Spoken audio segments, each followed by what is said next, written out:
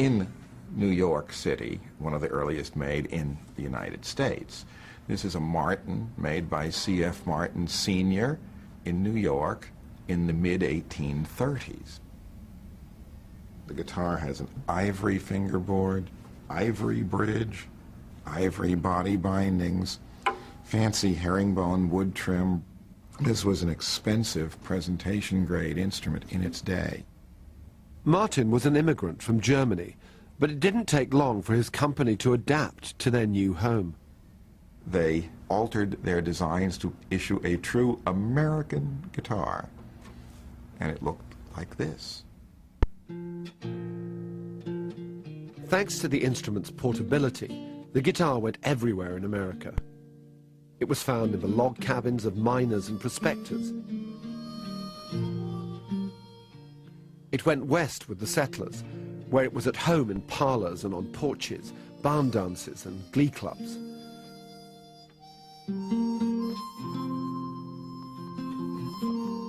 It was even on the front line of the Indian Wars.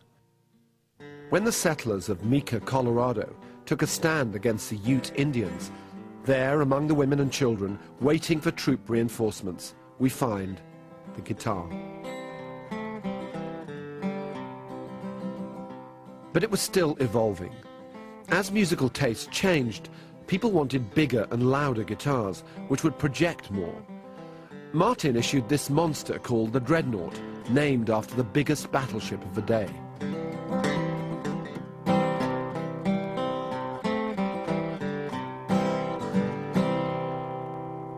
That's a tune from the Carter family. They were popular 1927, right up through World War II. Actually one of the biggest selling country music acts of the day. The Carter family were the first vocal group to become country music stars. They founded a musical dynasty. Their songs run deep in the bloodstream of American folk and country, and their sound was driven by Maybelle's guitar.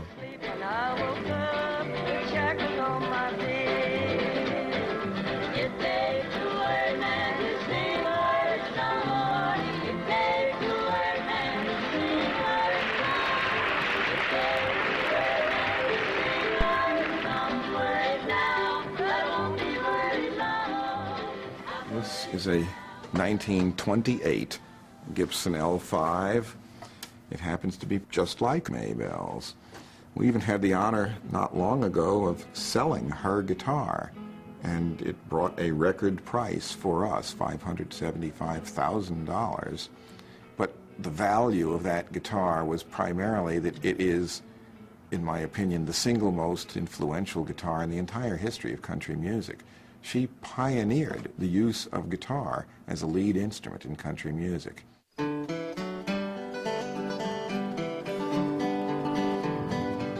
This is Carter country, the mountains and valleys of southwestern Virginia.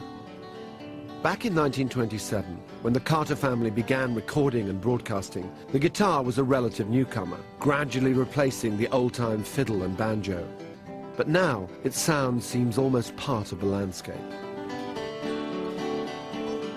The man playing is Wayne Henderson, champion bluegrass picker and guitar maker, who can really make a piece of wood sing. His guitars have a kind of cult status. One sold at a recent auction for the record price of $325,000, and he made Eric Clapton wait 10 years for his.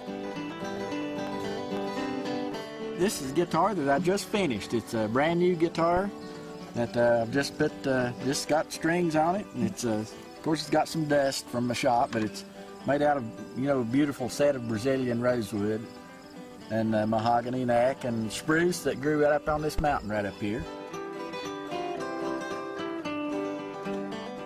In his modest way, out of this modest workshop, Wayne produces guitars that are as valuable as gems and which ring like a bell.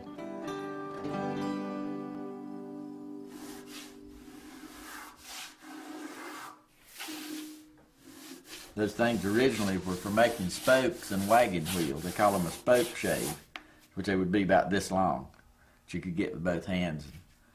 The little miniature spoke shave does really a nice job making this little piece right in here.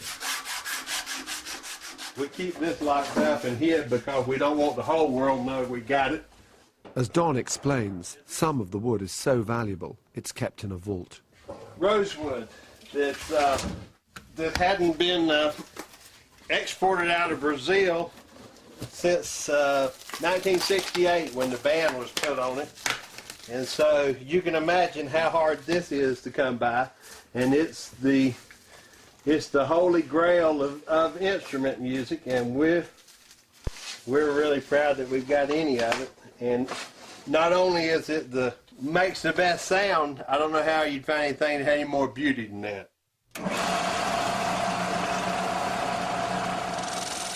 Making a guitar is a delicate balancing act between strength and performance. Hard to believe in the laid-back atmosphere of Wayne's workshop. And when it comes to the bracing of the soundboard, Wayne, who worked for a while in George Gruhn's repair shop, has really learned from what made the old guitars tick. I really like the old Martins. When they developed this brace pattern in thinking about the 1850s.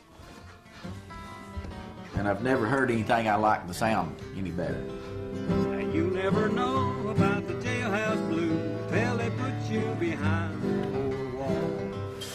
Nobody really knows how a guitar will turn out. It's at least as much art as science. And part of Wayne's art is in making it look so easy.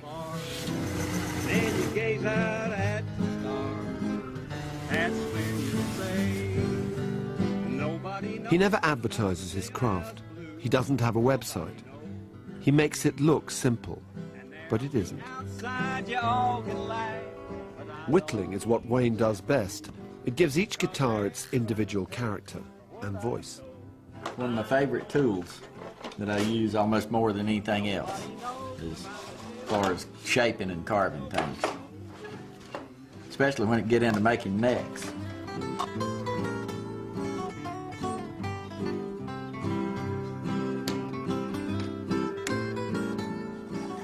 Right now, where there's braces are put on this full size, and I'm cutting these little dipped out places called voicing or scalloping braces, and that lets the whole top vibrate more, and it lowers the tone because it's like a speaker cone. It'll let it vibrate longer and slower, and it makes more, enhances the bass tone.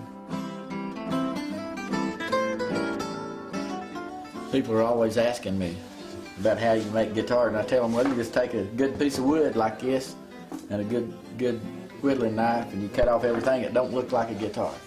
And see, that stuff there, don't look like a guitar too much,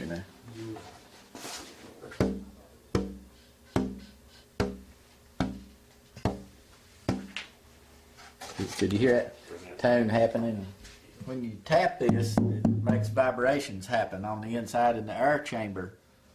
Is one thing that makes the instrument sound, and the air comes rushing out of there just from tapping here. Hopefully it'll blow out this match,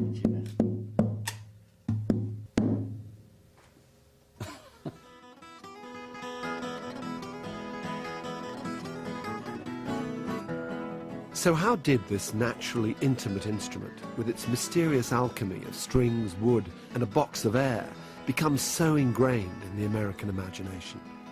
The answer was a new technology, a new medium, which changed the fortunes of a guitar forever. Wish, cousin, why do you take us along? Me too. He's going to sing on the radio. Isn't that wonderful? From the early 1920s onwards, radio broadened American horizons, helped a still young nation forge a sense of itself, and brought music into the living room, where the guitar was naturally at home. Now here's that well-known and better-loved family of radio, the Carter family. And it looks like we're on the sunny side. Keep on the sunny side. The Carter family owed their popularity to sheer wattage. They broadcast from a radio station just over the border in Mexico, free of federal restrictions, which pumped out a signal that could be heard all over the country, as far north as Canada. By the late 20s and 30s, radio had created heroes, and the talkies put them on the screen.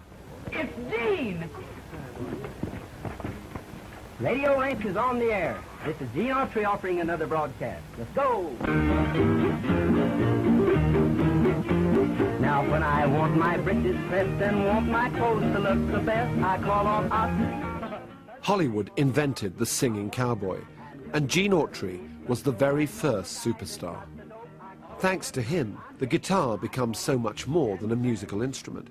It becomes something you want because your hero has it. That's not all, there's one more. And to make things easier, Sears and Roebuck, America's most popular mail-order catalogue, who just happened to sponsor his radio show, started selling Gene Autry Roundup guitars for a mere $9.65. You may think this is where the story ended. Oh, and Gene Autry wasn't a cowboy at all, but a radio telegraph operator who was sacked for playing his guitar at work. And they carry on the feud just like before. But the guitar itself was on the up. And across the Atlantic in Paris, a musician with a very different sound and image was turning it into a lead instrument which would enthrall the world. Listen to Django Reinhardt. It is the same melody, but what a difference in interpretation. Born into poverty in 1910, Django started out playing the banjo. An illiterate gypsy, he became the first genius of the jazz guitar. And in partnership with Stéphane Grappelli in the quintet of the Hot Club of France, he found international fame. But he was lucky to be playing at all. One night in 1928, Django's caravan caught fire, and though he escaped with his life, his left hand was badly burned. Bedridden for 18 months, he retaught himself to play, using just 2 fingers.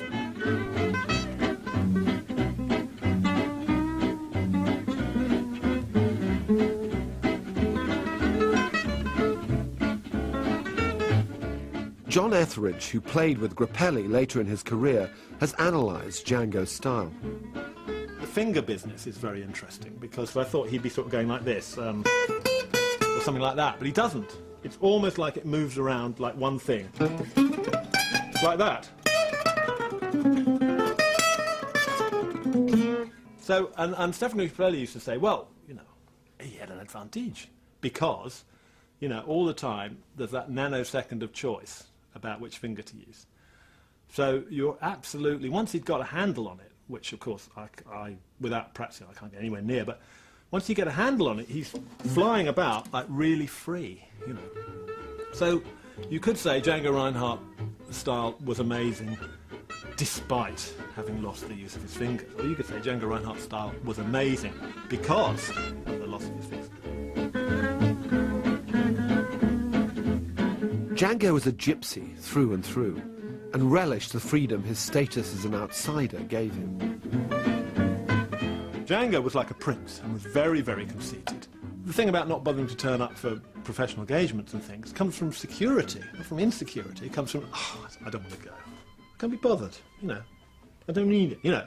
Whereas Steph would always, oh, he's always there early, you know, ready to play. And so they were always falling out. Hello, where is he? He's never there. Listen, he was a genius. But so what? He was never there. For many guitarists who came later, Django seemed to embody the spirit of the instrument. He was my god. And one day I got a phone call and they said, would you come in back Django Reinhardt with Stefan Grappelli? I said, would I? And so I went down there, and I can't speak French, and Django couldn't speak English. And we were sitting like we are on a settee, and he got a guitar and he went, brum, diddle-diddle-diddle-diddle-diddle. And I said, encore, encore. He went, brum, diddle-diddle-diddle-diddle-diddle. I've never heard anything. I said, encore, encore, s'il vous plaît, encore.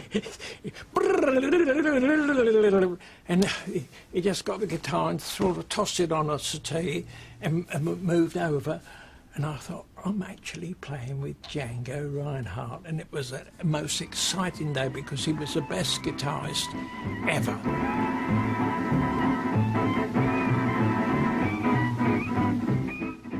But even Django was at the mercy of the limitations of the acoustic guitar.